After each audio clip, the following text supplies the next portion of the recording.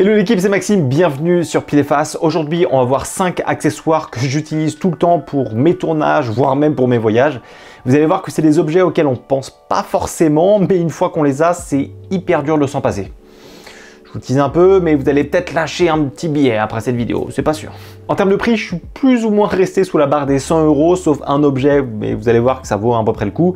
Et c'est surtout les accessoires que vous allez pouvoir soit vous offrir à vous, parce que vous l'avez mérité, faut se le dire, soit l'offrir à quelqu'un qui est dans la vidéo ou dans la photo. Évidemment, tous les accessoires qu'on va voir dans cette vidéo seront en lien en description, donc n'hésitez pas à aller checker ça. Et pensez bien au pouce bleu et à vous abonner si ce n'est pas déjà le cas, parce que c'est ce qui m'aide le plus à faire mes vidéos. Bref, on commence avec l'outil numéro 1, qui est le couteau suisse parfait pour la vidéo. Donc c'est le set d'outils Smallery qui comprend plusieurs outils hyper utiles pour votre caméra, votre stabilisateur, votre moniteur, enfin bref, n'importe quel accessoire qui est lié à votre boîtier. Donc si on regarde bien, on a un tournevis classique en cruciforme, une espèce de plaque qui va permettre d'arrêter d'utiliser soit votre ongle, soit une pièce de monnaie pour serrer votre plateau, et ça c'est plutôt pratique. Et surtout, on a 4 tournevis hexagonales qui est la forme la plus courante dans l'accessoirisation de n'importe quelle caméra et qui va nous permettre de bien tout serrer pour être sûr que rien ne bouge. Et il y a un petit dernier outil que je n'utilise pas parce que je connais pas, qui est le tournevis Torx T25. Alors à quoi il sert lui on sait pas, mais il est là. On a également un espèce de rangement de vis sur le côté avec différentes tailles, notamment la plus classique. Bon ça je vous avoue que je l'utilise pas trop parce que moi la plupart du temps mes vis je les laisse directement sur mes plateaux, mais en tout cas c'est là. Ce qui est cool avec cet accessoire c'est qu'il vient aussi avec une espèce de petite pochette pour protéger l'outil. Alors moi je vous avoue que j'utilise pas du tout la pochette parce que je le range directement dans mon sac vu que ça craint pas trop, enfin c'est un set d'outils.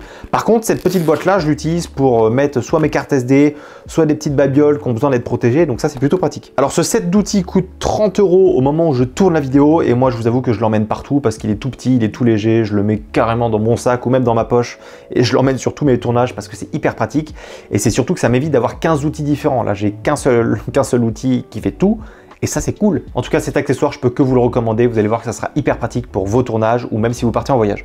Accessoire numéro 2, on va parler de batterie. Alors faut savoir que je suis quelqu'un qui est assez stressé par la batterie, j'ai toujours peur d'en manquer, que ça soit sur mes tournages, dans mes batteries de caméra ou même sur mon téléphone. Je sais pas si ça vous le fait, mais moi si je dépasse les 50%, enfin si je descends en dessous de 50% dans n'importe quelle batterie, je commence à être pas bien. Bref, j'ai cherché une batterie externe qui me permet d'un peu tout recharger quand je pars en tournage ou quand je suis en voyage. Et après en avoir testé plusieurs, je me suis arrêté sur la batterie externe Anker PowerCore numéro 3. Alors c'est une batterie externe qui fait 27 000 mAh qui peut envoyer jusqu'à 60 watts. Ce qui veut dire que j'en sais rien du tout parce que le seul truc que je me rappelle en électricité c'était en 4e. Quand on était en techno et qu'il y avait soit circuit fermé, soit circuit ouvert. Mais en tout cas, ce que je peux vous dire, c'est que cette batterie, c'est un circuit fermé ou ouvert. Enfin, c'est un des deux, ça c'est sûr. Ou peut-être pas d'ailleurs, c'est peut-être pas ça. Non, en vrai, ce qui m'intéresse avec cette batterie, c'est que ça puisse recharger mon iPhone, mon iPad, mes batteries de caméra, ma brosse à dents électrique. Non, c'est pas vrai. Mais surtout, le plus important, c'est que ça puisse recharger mon ordinateur. Et c'est pour ça que je voulais une batterie externe. Alors, il faut savoir que j'ai un MacBook 2019 de 16 pouces qui demande quand même pas mal de puissance pour le recharger. Et avec cette batterie, ça me permet de recharger mon Mac sur une batterie entière. Et ça, je vous avoue que c'est hyper pratique, soit quand je suis dans le train et qu'il n'y a pas de prise, ou alors quand je suis dans l'avion.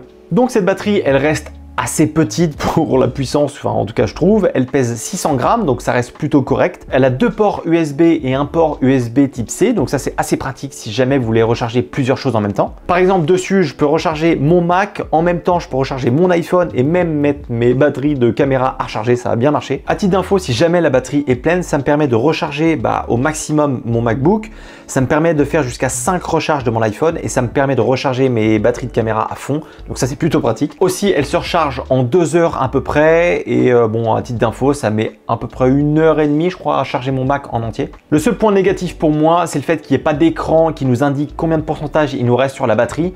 Après, sur le bouton Power, ils ont mis plusieurs points autour pour nous indiquer en fait combien de batterie il reste. Donc perso, ça me dérange pas tant que ça. Bref, je suis vraiment content d'avoir trouvé enfin une batterie externe qui me permet de charger mon ordinateur, mon téléphone, mes batteries de caméra, tout ça dans une boîte qui est pas si lourde que ça. Donc ça, c'est cool. La batterie coûte 109 €. Donc c'est le seul accessoire qui dépassera les 100 €. Mais pour moi, ça vaut largement le coup. Je l'emmène partout dans mon sac. Ça peut me sauver de quelques galères et c'est surtout, ça me permet d'être prévoyant à l'égard de mes batteries qui suis un peu stressé stressé là-dessus.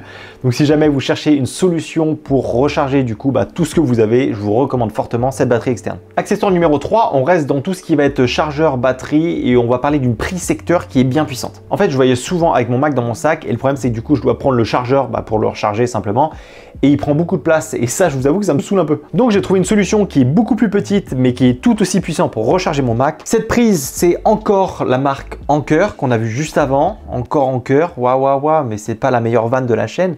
Bah non, c'est pas la meilleure vanne de la chaîne, il y en a eu d'autres. J'aime beaucoup cette marque, je vous avoue que je l'utilise pas mal et ils ont honnêtement des bons produits pour le coup. Alors évidemment ça recharge un peu moins vite mon MacBook, mais en général ça va de 0 à 100 en à peu près 2 heures de recharge, donc ça reste plutôt cohérent par rapport à la prise secteur classique. Donc c'est un chargeur avec une prise USB type C de 65 watts, donc assez puissant pour recharger mon Mac et plein d'autres accessoires. À titre d'info, ça recharge mon iPhone de 0 à 100% en quasiment 30 minutes, donc ça c'est plutôt cool. Bon, clairement c'est surtout pour sa taille que je l'ai pris, ça me permet d'économiser de la place dans mon sac et pour le prix qui est de 40 €, et pour moi ça fait plutôt bien le taf. Ah oui, alors tant que j'y pense, ce chargeur est compris dans la boîte du chargeur portable qu'on a vu juste avant. Donc si jamais vous voulez prendre la batterie externe plus ce chargeur là, achetez juste la batterie externe parce que vous aurez du coup un chargeur qu'on vient juste de voir dans cette boîte là.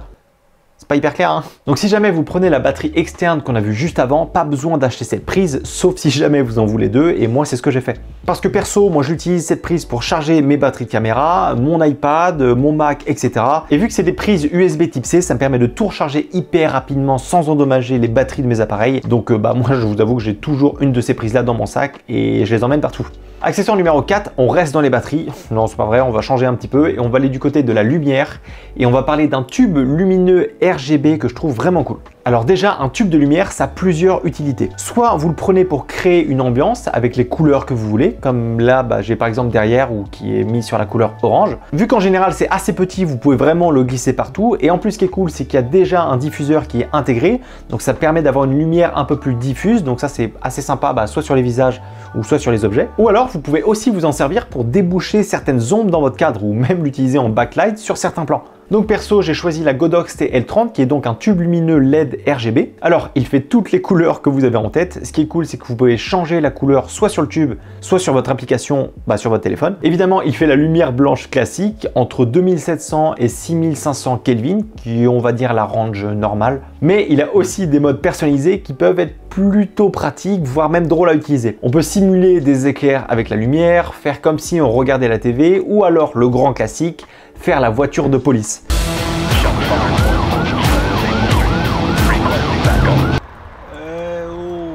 C'est la police là-haut. Il faut s'arrêter, hein. Respectez-nous là-haut. Bref, pas mal de fonctionnalités pour un petit tube que je trouve vraiment puissant. Vous pouvez même éclairer une pièce. Pareil, niveau batterie, il tient plutôt bien. Il est autour des 1 heure, donc je trouve ça un peu léger. Mais ce qui est cool, c'est que vous pouvez du coup le brancher et le laisser en fonctionnement toute une journée. Donc ça, c'est cool. En tout cas, pour le prix de 89 €, je peux que vous recommander ce petit tube, que ça soit pour créer des ambiances dans vos scènes ou même pour un studio YouTube, ça passera hyper bien. Cinquième et dernier accessoire. Alors, j'ai souvent tendance à tenir ma caméra pas hyper bien. Et ce qui fait que de temps en temps, quand je marche, à tout moment, je peux glisser ou lâcher la caméra et la faire tomber par terre.